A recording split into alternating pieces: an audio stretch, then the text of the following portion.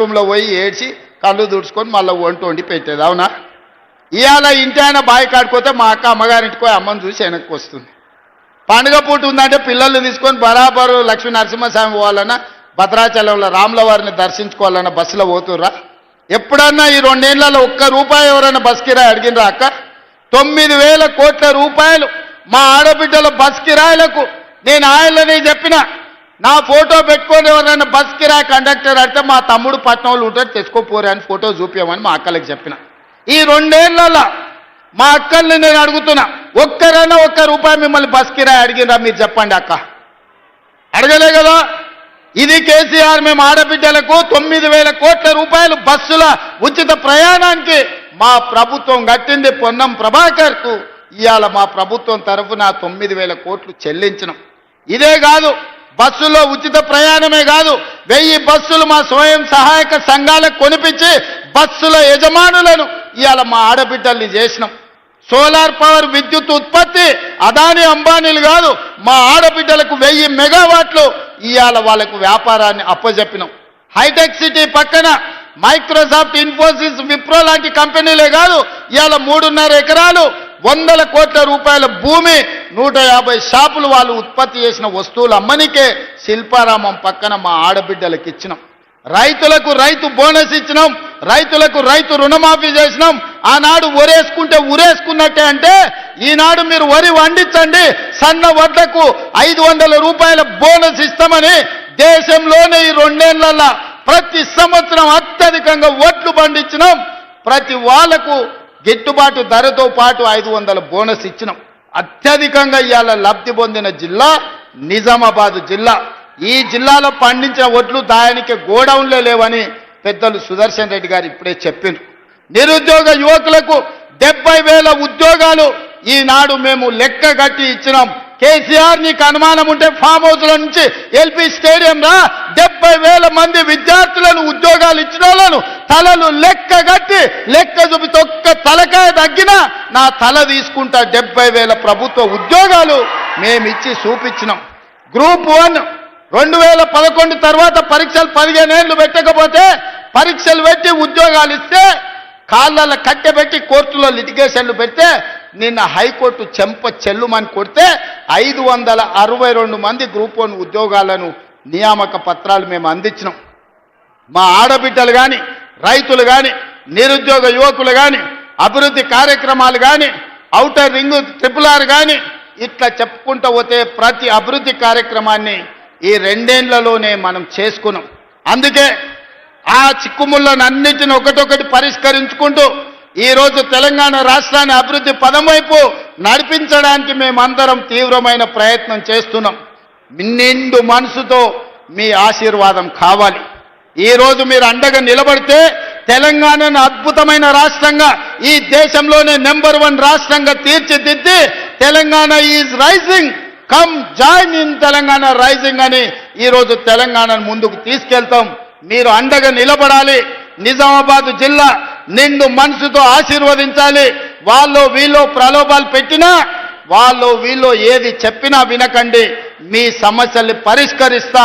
Municipal కార్పొరేషన్లో కాంగ్రెస్ జెండా ఎగరేసినాక municipal మంత్రిగా మళ్ళీ నిజామాబాద్కు వస్తాను, మిమ్మల్ని అందరినీ కలుస్తాను, మీతో కూర్చొని సమస్యల్ని పరిష్కరిస్తాను. మీరందరూ అండగా నిలబడాల్సిందిగా, నిజామాబాద్ కార్పొరేషన్ గెలిపించాల్సిందిగా కోరుకుంటున్నా. మీరందరూ సిద్ధమేనా? సిద్ధమేనా? సిద్ధమేనా? అక్కడున్న మా యువకులు ఏమంటలేరు? సిద్ధమేనా? సిద్ధమేనా? సిద్ధమేనా? సిద్ధం అన్నోళ్ళందరూ మా అక్కలు చేయలేతిరా, మీకేమైందా?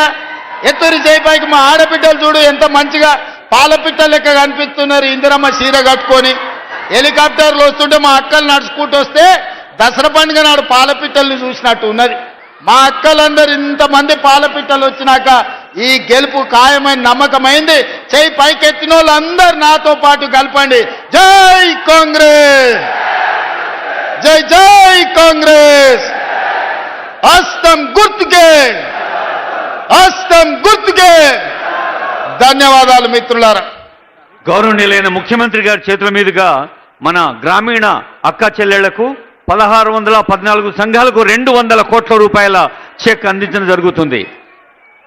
గౌరవ ముఖ్యమంత్రి గారు ఇందాకే చెప్పారు, ఆడబిడ్డలకు ముందు వరుసలో ఉండి తల్లులు చెల్లెలు అక్కల కోసం ఆడబిడ్డలుగా ఇందిరా మహిళా శక్తి కోసం 200 కోట్ల హాజరయ్యి, అదే విధంగా కాంగ్రెస్ పార్టీ జిల్లా అధ్యక్షులు నాగేష్ రెడ్డి గారు అందరూ కలిసి ఇంత బ్రహ్మాండమైన కార్యక్రమాన్ని ఏర్పాటు చేసి ఈరోజు నిజామాబాద్ మున్సిపల్ కార్పొరేషనే కాదు 7 మున్సిపాలిటీలలో కాంగ్రెస్ పార్టీ జెండాను ఎగరవేయబోతున్నామని చెప్పినందుకు మీకు అందరికీ మనస్ఫూర్తిగా ధన్యవాదాలు, కృతజ్ఞతలు తెలియజేస్తున్న మిత్రులారా, ఇవాళ ఈ నిజామాబాద్ జిల్లాకు ఒక గొప్ప చరిత్ర ఉన్నది.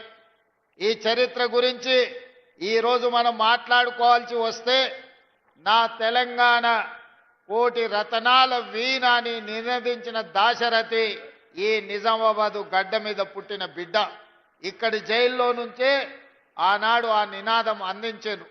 ఈరోజు ఈ జిల్లా నాయకత్వాన్ని చూస్తే ధర్మపురి శ్రీనివాస్ గారు కావచ్చు, సంతోష్ రెడ్డి గారు కావచ్చు, అరుగుల రాజారాం గారు కావచ్చు, తొలి తెలంగాణ ఉద్యమంలో ఆడబిడ్డలకు బంగారం అంటే ఎంతో మక్కువ, కానీ 69 తెలంగాణ ఉద్యమంలో తన సొంత బంగారాన్నే ఉద్యమానికి దానం చేసిన సదా లక్ష్మి గారు ఈ జిల్లా నుంచే నాయకత్వం వహించారు. ఈ జిల్లా అభివృద్ధిలో భాగస్వాములైన పెద్దలు మండవ వెంకటేశ్వరరావు గారు ఈ ప్రాంత ప్రజలందరికీ సుపరిచితులు. నిజామాబాద్ జిల్లా నుంచి నీతి నిజాయితీ కలిగిన నాయకుల పేర్లు చెప్పండి అనంటే మండవ వెంకటేశ్వరరావు గారు, సుదర్శన్ రెడ్డి గారు లాంటి వాళ్ళు ఈ జిల్లా నుంచి నాయకత్వం వహించి ఎన్నో సంవత్సరాలు మంత్రులుగా పనిచేసిన మచ్చలేని నాయకులుగా పనిచేసిన నాయకత్వాన్ని ఈ జిల్లా ప్రజలు మనకు అందించడం జరిగింది. ఈ నేపథ్యంలో ఈనాడు జరగబోతున్న మున్సిపల్ ఎన్నికలకు సంబంధించి ఈరోజు విలక్షణమైన తీర్పు ఇవ్వాల్సిందిగా నిజామాబాద్ జిల్లా ప్రజల్ని నేను కోరుకుంటున్నా.